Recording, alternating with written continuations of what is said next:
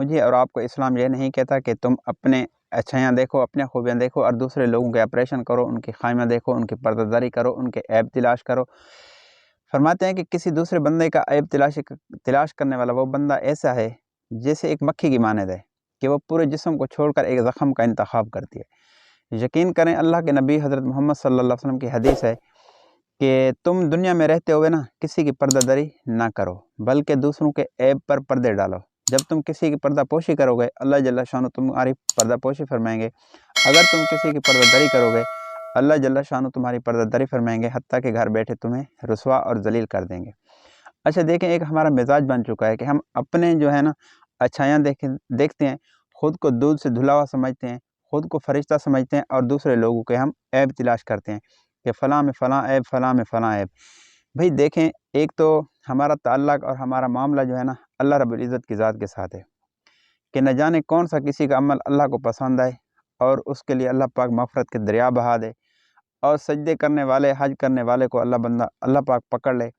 کہ تو کون ہے میرے بندوں کے عیب تلاش کرنے والا۔ تو اس لیے میں اور آپ سوچ سمجھ کر چلیں،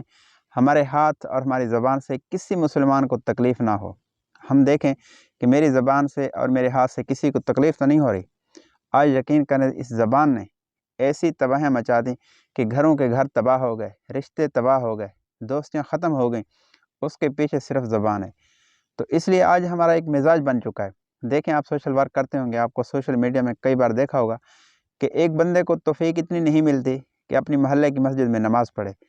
اور وہ ان پر باتیں کرتا ہے جو کئی ہزار کلومیٹر سفر کر کے